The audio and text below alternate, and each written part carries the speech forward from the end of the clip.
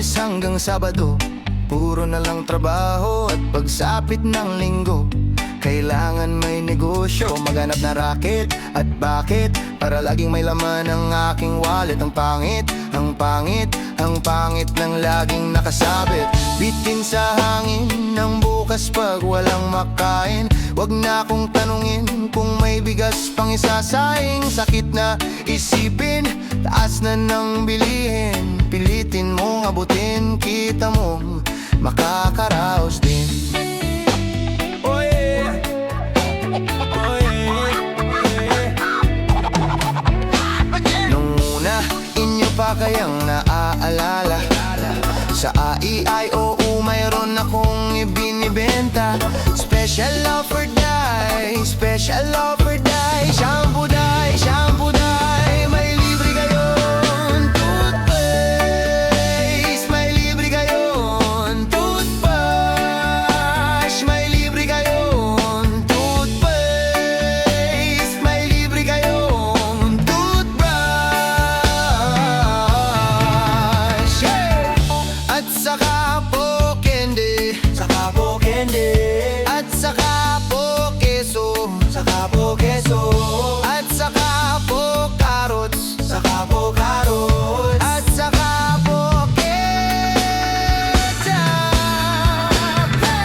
Kaya ngayon, ito na naman ako, nagbi-business ng kung ano-ano. Merong ballpen, pentel pen, at pwede mo rin akong maging boyfriend. Basta't 7, uwi na ako sa amin. Kasi meron pa akong gagawin, magpapasuso nitong alaga kong tuta.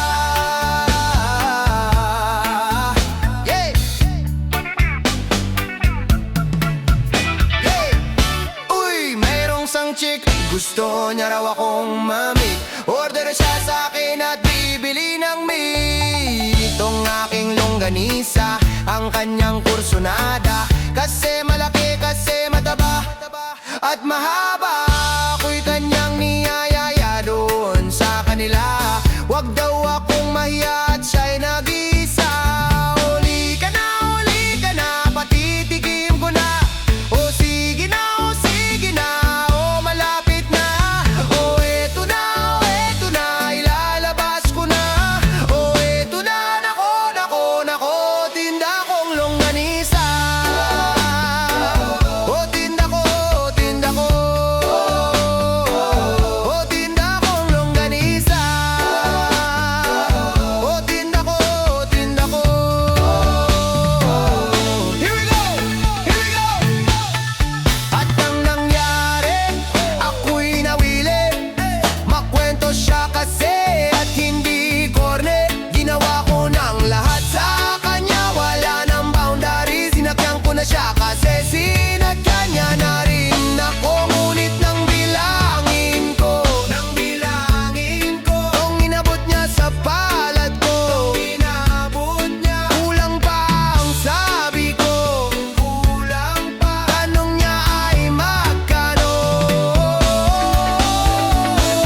Miss, otso pa ang ibayad mo. Miss, otso pa ang